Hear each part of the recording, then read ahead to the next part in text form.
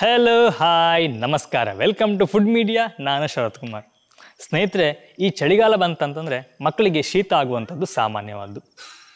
ನಾವು ಸ್ವಲ್ಪ ಹಿಂದಿನ ಕಾಲಕ್ಕೆ ಹೋದರೆ, ಒಂದು 10-15 ವರ್ಷಗಳ ಹಿಂದೆ ಹೋದರೆ, ಅವಾಗೆಲ್ಲ ಈ ಶೀತಗಳಿಗೆ ಅಥವಾ ಕೆಮ್ಮು ನೆಗಡಿಗಳಿಗೆಲ್ಲ ಯಾವುದೇ ರೀತಿಯ ಮೆಡಿಷನ್ ಅಂದರೆ ಆಸ್ಪತ್ರೆ ಮೆಡಿಷನ್ ಮಾಡ್ತಿರ್ಲಿಲ್ಲ.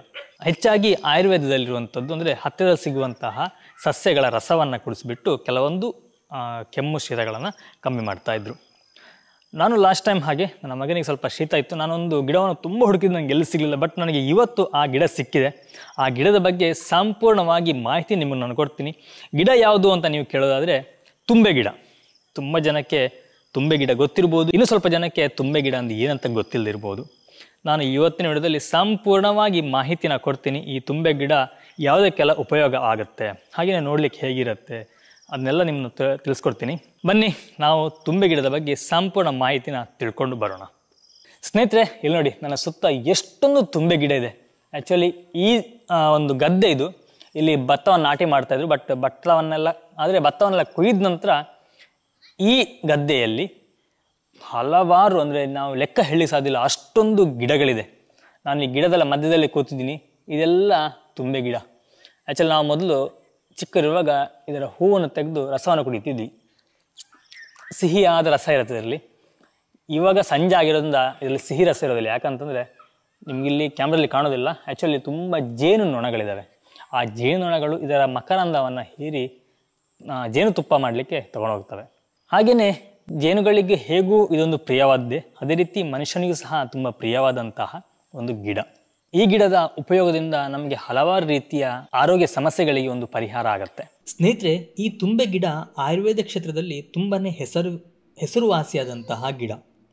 ಇದನ್ನು ಲ್ಯೂಕಸ್ ಅಸ್ಟೆರಾ ಅಂತ ಇಂಗ್ಲೀಷ್ನಲ್ಲಿ ಕರೀತಾರೆ. ಹಾಗೆಯೇ ಇದರ ವೈಜ್ಞಾನಿಕ ಹೆಸರು ಕೂಡ ಲ್ಯೂಕಸ್ ಅಸ್ಟೆರಾನೇ ಆಗಿದೆ. ಈ ತುಂಬೆ ಗಿಡವು ಭಾರತ, ಫಿಲಿಪೈನ್ಸ್, ಮಾರಿಷನ್ ಹಾಗೆಯೇ ಜಾವದ ಬಯಲು ಪ್ರದೇಶಗಳಲ್ಲಿ ಹೆಚ್ಚಾಗಿ ಕಂಡುಬರುತ್ತೆ. ಈ ಹೂವು ಶಿವನಿಗೂ ಸಹ ತುಂಬ ಪ್ರಿಯವಾದದ್ದು ಅಂತ ಹೇಳಲಾಗುತ್ತೆ. ಇದೊಂದು ವಾರ್ಷಿಕ ಮೂಲಿಕೆ ಹಾಗೂ ಪೊದೆಯ ಸಸ್ಯವಾಗಿದ್ದು ಸುಮಾರು 15ರಿಂದ 60 ಸೆಂಟಿಮೀಟರ್ ಎತ್ತರಕ್ಕೆ ಬೆಳೆಯುತ್ತೆ. ಈ ಗಿಡದ ಎಲೆಗಳು ಉದ್ದವಾಗಿದ್ದು ವಿರುದ್ಧ ದಿಕ್ಕಿನಲ್ಲಿ ಇರುತ್ತೆ. ಈ ಗಿಡದಲ್ಲಿ ಬಿಳಿಯ ಬಣ್ಣದ ಹೂಗಳಿರುತ್ತೆ. ಹಾಗೆಯೇ ಕಾಮನ ಬಿಲ್ಲಿನಲ್ಲಿರುವಂತಹ ಎಲ್ಲ ಬಣ್ಣಗಳ ಹೂಗಳು ಇರುತ್ತೆ ಅಂತಲೂ ಹೇಳ್ತಾರೆ. ಬಟ್ ನಾನು ನೋಡಲಿಲ್ಲ. ಈ ಗಿಡ ಹಾಗೆ ನೋಡಲಿಕ್ಕೆ ತುಂಬ ಚೆನ್ನಾಗಿರುತ್ತೆ. ಹೂವು ತುಂಬ ಚೆನ್ನಾಗಿ ಕಾಣುತ್ತೆ. ಈ ಹೂವಿನ ರಚನೆಯು ಕೊಳವೆ ಆಕಾರಕ್ಕೆ ಹೋಗುತ್ತೆ. ಕೆಲವು ದೇಶಗಳಲ್ಲಿ ಈ ಗಿಡವನ್ನು ಆಹಾರಕ್ಕೆ ಹಾಕುವಂತಹ ಪರಿಮಳಕ್ಕಾಗಿ ಇದನ್ನು ಬಳಸಲಾಗ್ತಾ ಇದೆ. ಈ ತುಂಬೆ ಗಿಡಕ್ಕೆ ಸಂಸ್ಕೃತದಲ್ಲಿ ದ್ರೋಣಪುಷ್ಪ ಅಥವಾ ಚಿತ್ರಪುಷ್ಪ ಅಂತಲೂ ಸಹ ಕರೀತಾರೆ. ಹಾಗೆಯೇ ತೆಲುಗಿನಲ್ಲಿ ತುಂಮಿಚಿಟ್ಟು ಅಂತ ಇದಕ್ಕೆ ಕರೀತಾರೆ. ಈ ಗಿಡವು ಅನೇಕ ರೀತಿಯ ಔಷಧೀಯ ಅಂಶಗಳನ್ನು ಹೊಂದಿದೆ. ಇದರಲ್ಲಿ ಮುಖ್ಯವಾಗಿ ಹೇಳಬೇಕು ಅಂತಂದರೆ ಆ್ಯಂಟಿಫಂಗಲ್, ಉತ್ಕರ್ಷಣ ನಿರೋಧಕ ಶಕ್ತಿ, ಆ್ಯಂಟಿ ಮೈಕ್ರೋಬಿಲ್ ಅಂಶಗಳನ್ನು ಹೊಂದಿದೆ. ಈ ತುಂಬೆ ಗಿಡವನ್ನು ಸಾಂಪ್ರದಾಯಿಕ ಔಷಧಿಯಲ್ಲೂ ಸಹ ಬಳಕೆ ಮಾಡ್ತಾ ಇದ್ದಾರೆ. ಹಾವು ಕಡಿತಕ್ಕೆ ತುತ್ತಾದ ವ್ಯಕ್ತಿಗೆ ಚಿಕಿತ್ಸೆಯನ್ನು ನೀಡಲು ಈ ಗಿಡವನ್ನು ಬಳಸಲಾಗ್ತಾ ಇದೆ. ಇನ್ನು ಈ ಗಿಡದಲ್ಲಿರುವಂತಹ ಔಷಧೀಯ ಗುಣಗಳನ್ನು ನಾವು ನೋಡಲಿಕ್ಕೆ ಹೊರಟ್ರೆ, ಹೆಚ್ಚಾಗಿ ಆಗಾಗ ಕಾಡುವಂತಹ ಸಾಮಾನ್ಯ ಜ್ವರಕ್ಕೆ ಈ ತುಂಬೆ ಎಲೆಯ ರಸವನ್ನು ಹಾಗೆಯೇ ಕಾಳುಮೆಣಸಿನ ಪುಡಿಯನ್ನು ಬೆರೆಸಿ ಸೇವನೆ ಮಾಡೋದ್ರಿಂದ ಜ್ವರ ತುಂಬ ಬೇಗನೆ ಕಡಿಮೆಯಾಗುತ್ತೆ. ವಿಪರೀತ ತಲೆನೋವು ಬಂದರೆ ತುಂಬೆ ಗಿಡದ ಹೂ ಮತ್ತು ಕಾಂಡವನ್ನು ಸ್ವಲ್ಪ ಜಜ್ಜಿ ನೀರಿನಲ್ಲಿ ಚೆನ್ನಾಗಿ ಕುದಿಸಿ ಹಬೆಯನ್ನು ತೆಗೆದುಕೊಳ್ಳೋದ್ರಿಂದ ತಲೆನೋವು ನಿವಾರಣೆಯಾಗುತ್ತೆ. ನಿಮ್ಗೆ ಗೊತ್ತಿರ್ಬೋದು, ಹೆಚ್ಚಾಗಿ ಬಿಸಿ ನೀರಿಗೆ ವಿಕ್ಸ್ನೆಲ್ಲ ಹಾಕಿ ಅದರ ಶಾಖವನ್ನು, ಅದರ ಹಬೆಯನ್ನು ತಗೊಳ್ಳೋದ್ರಿಂದ ತಲೆನೋವು ಕಡಿಮೆ ಆಗುತ್ತೆ. ಅದೇ ರೀತಿ ಈ ಗಿಡವನ್ನು ಸಹ ನಾವು ಹಾಗೆಯೇ ಮಾಡಿ ಹಬೆಯನ್ನು ತೆಗೆದುಕೊಳ್ಳೋದ್ರಿಂದನೂ ಸಹ ತಲೆನೋವನ್ನು ಕಡಿಮೆ ಮಾಡ್ಕೋಬಹುದು. ನಮಗೆ ಕೆಲವೊಮ್ಮೆ ಇದ್ದಕ್ಕಿದ್ದ ಹಾಗೆ ಕಣ್ಣುರಿ ಬರುತ್ತೆ. ಹಾಗೆಯೇ ಕಣ್ಣಿನ ಸುತ್ತ ಕಪ್ಪು ಕಲೆಗಳು ಬರುತ್ತೆ.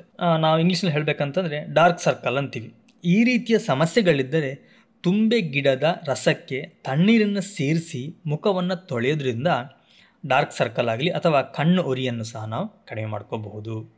ತುಂಬೆ ಗಿಡದ ಎಲೆಯ ಪೇಸ್ಟ್ ಮಾಡಿ ಅಲರ್ಜಿ ಇರುವಂತಹ ಜಾಗಕ್ಕೆ ಹಚ್ಚಿದರೆ ಚರ್ಮ ಅಲರ್ಜಿಯನ್ನು ನಾವು ನಿವಾರಣೆ ಮಾಡ್ಕೋಬಹುದು.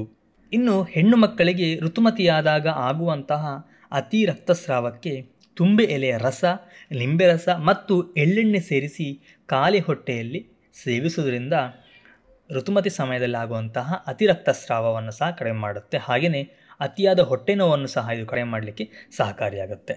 ಇನ್ನು ಹೆಣ್ಣು ಮಕ್ಕಳಿಗೆ ಕಾಡುವಂತಹ ವೈಟ್ ಡಿಸ್ಚಾರ್ಜ್ ಅಂತಹ ಸಮಸ್ಯೆಗಳಿಗೂ ಸಹ ಈ ಬಿಳಿ ತುಂಬೆಯನ್ನು ಬೇಯಿಸಿ ಸೇವನೆ ಮಾಡಬೇಕು. ಇದೊಂದು ಉತ್ತಮ ಔಷಧಿ ಅಂತಲೂ ಸಹ ಹೇಳಬಹುದು.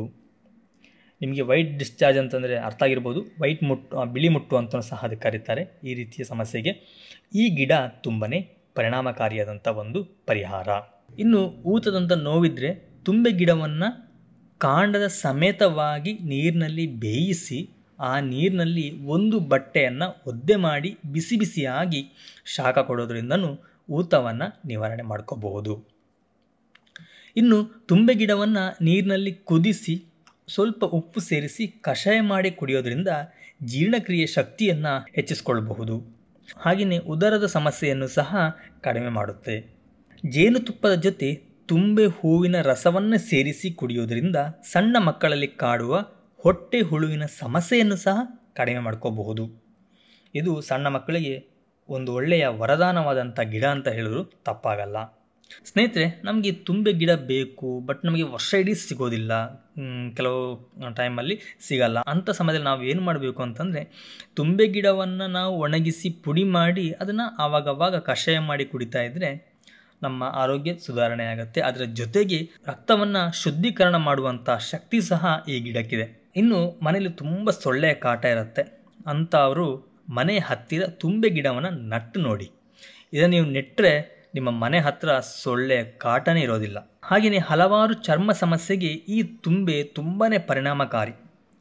ನಮಗೆ ಬರುವಂತಹ ಚರ್ಮ ಸಮಸ್ಯೆಗಳಿಗೆ ನಾವು ಸ್ನಾನ ಮಾಡುವಂಥ ನೀರಿಗೆ ತುಂಬೆ ರಸವನ್ನು ಸೇರಿಸಿ ಸ್ನಾನ ಮಾಡೋದ್ರಿಂದ ನಮ್ಮ ಚರ್ಮ ಸಮಸ್ಯೆಗಳು ಸಹ ದೂರವಾಗುತ್ತೆ. ಇನ್ನು ತುಂಬೆ ಹೂವಿನ ರಸವನ್ನು ಕುಡಿಯೋದ್ರಿಂದ ರೋಗನಿರೋಧಕ ಶಕ್ತಿಯನ್ನು ಹೆಚ್ಚಿಸ್ಕೊಳ್ಬಹುದು. ಹಾಗೆಯೇ ನಮ್ಮ ದೇಹದಲ್ಲಿ ರೋಗನಿರೋಧಕ ಶಕ್ತಿ ಏನಾದರೂ ಕಡಿಮೆ ಇದೆ ಅಂತಂದರೆ ನಾವು ತುಂಬೆ ಹೂವಿನ ರಸವನ್ನು ಸೇವನೆ ಮಾಡಬೇಕು. ತುಂಬೆ ಹೂವಿನ ರಸವನ್ನು ಸೇವನೆ ಮಾಡೋದ್ರಿಂದ ನಮ್ಮ ದೇಹದಲ್ಲಿ ರೋಗನಿರೋಧಕ ಶಕ್ತಿಯನ್ನು ಸಹ ನಾವು ಹೆಚ್ಚಿಸ್ಕೊಳ್ಬಹುದು. ಸ್ನೇಹಿತರೆ, ಹಾಗೆಯೇ ಒಂದು ಮುಖ್ಯವಾದ ವಿಷಯ ಏನಪ್ಪ ಅಂದರೆ, ನೀವು ಒಂದು ವೇಳೆ ಯಾವುದೇ ಒಂದು ಪರ್ಟಿಕ್ಯುಲರ್ ಆಗಿ ಒಂದು ರೋಗಕ್ಕೆ ನೀವು ಇದನ್ನು ಔಷಧಿಯಾಗಿ ತಗೊಳ್ತೀನಿ ಅಂತಂದರೆ ದಯವಿಟ್ಟು ನಿಮ್ಮ ಹತ್ತಿರದ ವೈದ್ಯರನ್ನು ಸಂಪರ್ಕ ಮಾಡಿ ಅವರ ಸಲಹೆ ಮೇರೆಗೆ ನೀವು ಸೇವನೆ ಮಾಡೋದು ತುಂಬಾ ಉತ್ತಮ. ನಾನು ಹಲವಾರು ವಿಡಿಯೋಗಳಲ್ಲಿ ಹೇಳಿದ್ದೀನಿ, ಒಬ್ಬರೊಬ್ಬರ ದೇಹದ ಸ್ಥಿತಿ ಒಂದೊಂದು ರೀತಿ ಇರೋದ್ರಿಂದ ಕೆಲವರ ದೇಹಕ್ಕೆ ಆಗುತ್ತೆ, ಕೆಲವರ ದೇಹಕ್ಕೆ ಆಗೋದಿಲ್ಲ. ಹಾಗಾಗಿ ಇಂಥ ಗಿಡಮೂಲಿಕೆಗಳು ನಿಮ್ಮ ದೇಹಕ್ಕೆ ಆಗುತ್ತಾ ಅನ್ನೋದನ್ನ ನೀವು ನಿಮ್ಮ ಹತ್ತಿರದ ಡಾಕ್ಟರನ್ನು ಸಂಪರ್ಕ ಮಾಡಿ ಅವರ ಸಲಹೆ ಪಡೆಯುವುದು ತುಂಬಾ ಉತ್ತಮ. ಹಾಗೆಯೇ ನಾನು ಹೇಳಿರುವಂಥ ವಿಷಯಗಳು ಬಿಟ್ಟು ಬೇರೆ ಏನಾದರೂ ಈ ಗಿಡದಿಂದ ಉಪಯೋಗಗಳಿದ್ದರೆ ದಯವಿಟ್ಟು ನೀವು ನಮಗೆ ಕಮೆಂಟಲ್ಲಿ ತಿಳಿಸಿ. ಅದರಿಂದ ನನಗೂ ಹೆಲ್ಪ್ ಆಗುತ್ತೆ, ಹಾಗೆಯೇ ನಮ್ಮ ವಿಡಿಯೋಗಳನ್ನ ಯಾರು ನೋಡ್ತಾರೋ ಅವರಿಗೂ ಹೆಲ್ಪ್ ಆಗುತ್ತೆ. ಕಮೆಂಟ್ಗಳನ್ನೆಲ್ಲ ರೆಫರ್ ಮಾಡ್ತಾ ಇರ್ತಾರೆ, ಹಾಗಾಗಿ ಅವರಿಗೂ ಸಹ ಹೆಲ್ಪ್ ಆಗುತ್ತೆ. ಸ್ನೇಹಿತರೆ, ನೋಡಿದ್ರಲ್ಲ, ಇದಿಷ್ಟು ತುಂಬೆ ಗಿಡದ ಬಗ್ಗೆ ಒಂದು ಮಾಹಿತಿಯಾಗಿತ್ತು. ಈ ವಿಡಿಯೋ ನಿಮಗೆ ಇಷ್ಟ ಅಂದ್ಕೊಳ್ತೀನಿ. ಇಷ್ಟ ಲೈಕ್ ಕೊಡಿ, ಹಾಗೆ ಚಾನಲ್ಗೆ ಸಬ್ಸ್ಕ್ರೈಬ್ ಮಾಡೋದನ್ನ ಮರಿಬೇಡಿ. ನಾನು ನಿಮಗೆ ಮುಂದಿನ ಒಂದು ವಿಡಿಯೋದಲ್ಲಿ ಸಿಗ್ತೀನಿ ಒಂದೊಳ್ಳೆ ರೆಸಿಪಿ ಅಥವಾ ಒಂದೊಳ್ಳೆ ಗಿಡಮೂಲಿಕೆ ಅಥವಾ ಒಂದೊಳ್ಳೆಯ ಇನ್ಫಾರ್ಮೇಷನ್ ಜೊತೆ. ಇದೇ ರೀತಿಯ ಹಲವಾರು ಇನ್ಫಾರ್ಮೇಷನ್ನ ನಿಮ್ಮ ಮುಂದೆ ತರ್ತಾ ಇರ್ತೀನಿ. ನಿಮ್ಮ ಸಪೋರ್ಟ್ ಇರಲಿ. Thank you. ಬಾಯ್. ನಮಸ್ಕಾರ.